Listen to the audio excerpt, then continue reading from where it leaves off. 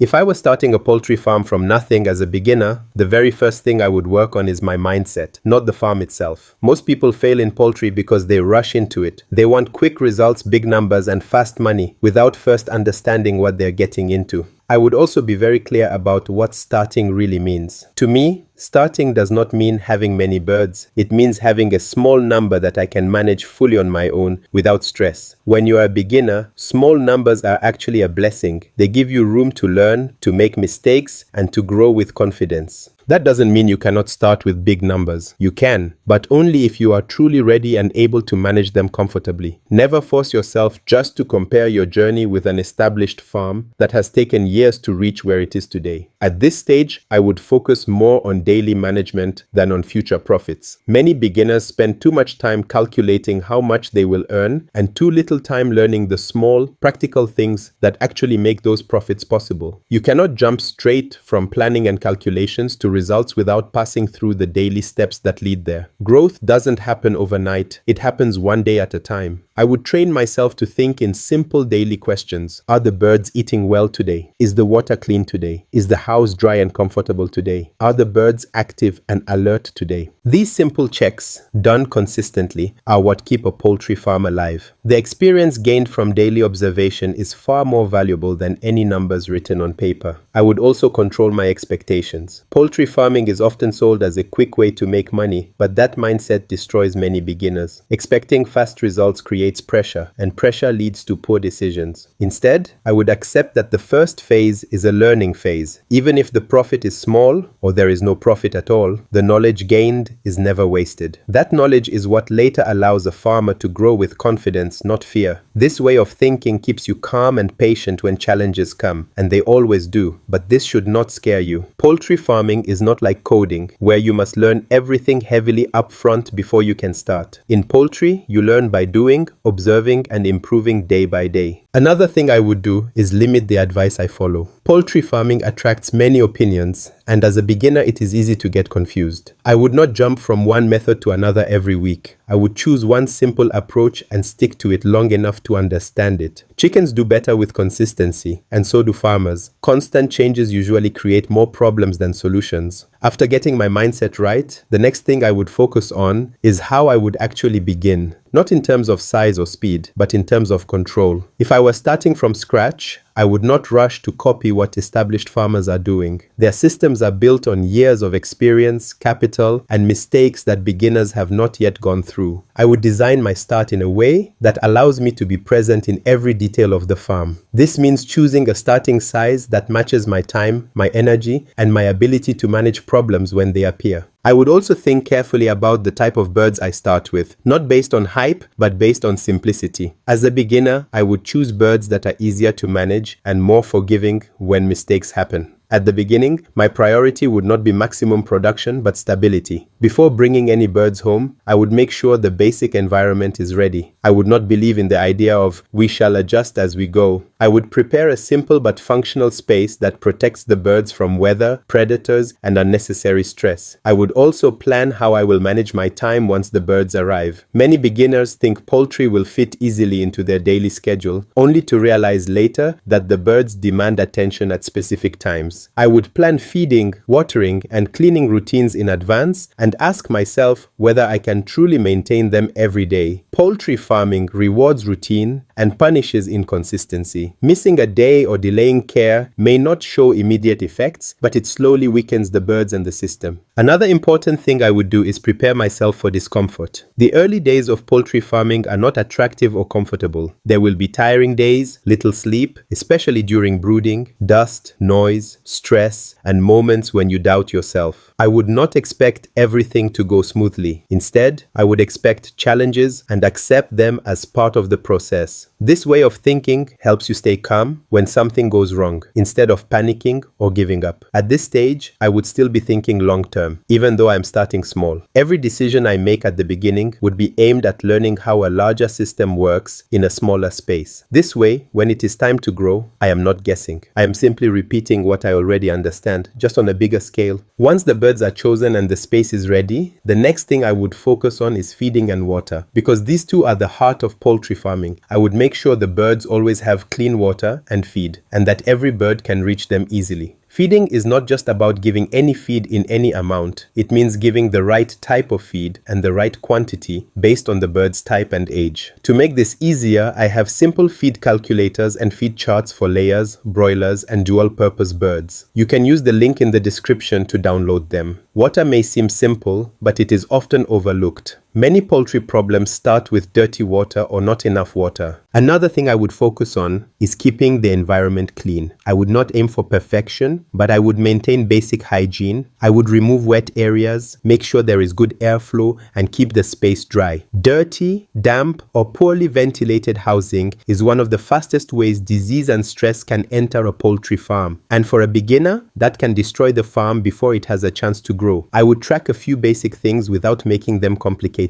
Simple records of feed used, water consumed, and general observations of the birds help me understand how they are growing and help me notice problems early. At the beginning, I would avoid complex charts or calculations. A simple notebook or one basic sheet for daily notes is enough. These small habits may seem simple, but they are what later make it easier to grow and manage a larger farm. After setting up feeding, water, and daily routines, the next focus would be on health and disease prevention. Health is the invisible foundation of a farm. Birds may look fine, but small infections, stress, or parasites can quietly slow their growth and weaken the flock. I would keep the environment clean, but I would also learn to notice early signs of sickness. Birds that eat less, move differently, or stay away from the others often signal a problem. Watching for these small changes every day would become part of my routine. Vaccination would be part of the plan, but I would not rely on it alone. Vaccines are important, but they cannot replace good hygiene, regular feeding, or stress management. I would learn which vaccines my birds need and make sure they are given correctly at the right time. Using vaccines without paying attention to daily care and biosecurity is like locking the door but leaving a window open, hoping thieves won't get in. Once health and daily management are under control, I would start thinking about sales and income, even while the birds are still growing. Many beginners make the mistake of waiting until the birds are fully grown before thinking about the market, and this is especially risky with broilers. I would not wait. I would begin observing potential buyers and learning what they want. I would also pay attention to timing, knowing how long it takes for the birds to reach the stage where they can be sold and how that matches the demand cycle allows me to plan feeding, care, and cash flow better. If I start thinking about sales early, I can make smarter decisions about the flock size I can manage safely and how fast I can grow. At the same time, I would prepare for unexpected situations. Not every sale goes smoothly and prices can fluctuate. I would make small, flexible decisions rather than committing all my birds to one plan at the beginning. This way, I can respond calmly if prices drop or if some buyers cannot buy. While observing the market, I would also keep learning. I would note which birds sell faster, which age or size buyers prefer, and how seasonal changes affect demand. This information would guide my future decisions on flock size, type, and feeding practices. Understanding the market while managing a small flock helps me grow the farm gradually without risking everything. With basic management, health, and sales planning in place, the next focus would be on gradually scaling the farm. I would not try to expand too quickly or increase bird numbers drastically. Instead, I would grow in stages, using what I learned from the first flock to make better decisions for the next one. I would only add more birds once I am confident I can manage the current flock well and provide consistent care. Growth without control leads to stress, disease, and losses. I would also think about the infrastructure I need as the farm grows. At the beginning, simple housing works fine, but as numbers increase, adjustments are needed to maintain space, ventilation, and cleanliness. I would plan these changes in a way that is affordable and practical. Expensive buildings or equipment too early can drain resources and leave little for the birds themselves. I would rather improve the farm step by step, investing in what truly improves productivity and bird health. Another part of scaling is developing routines that can handle more birds. Small flocks allow hands-on management, but larger numbers require consistency, organization, and simple systems. I would start preparing for that by keeping accurate records of feed, water, growth, and health for each cycle. These records would guide my decisions and prevent mistakes from being repeated. Patterns become easier to see when information is tracked carefully. I would also continue observing the birds closely even as the flock grows. Even small changes in behavior or activity can signal problems before they become serious. Learning to read the birds' signals is a skill that becomes more valuable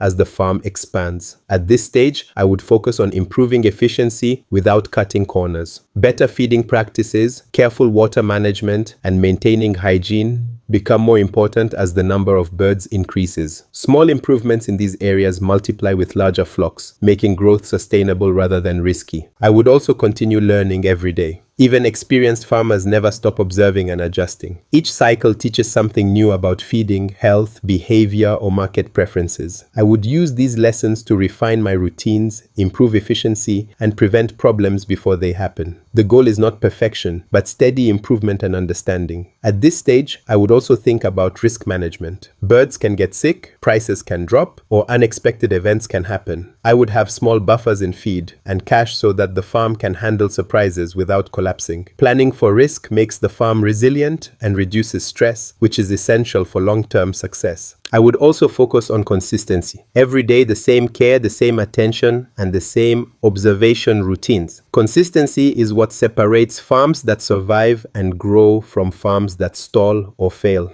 I would treat every bird as an individual while maintaining a system that can handle more as the farm expands. Finally, I would remember that poultry farming is a journey, not a race. Every decision, every observation, and every small improvement adds up over time. By starting small, learning carefully, observing patiently, and growing step by step, I would be able to build a farm that is reliable, profitable, and sustainable. If you want helpful tools to get started, check out my online store using the link in the description. If you found this video helpful, please give it a like, and don't forget to subscribe for more educational content about poultry farming.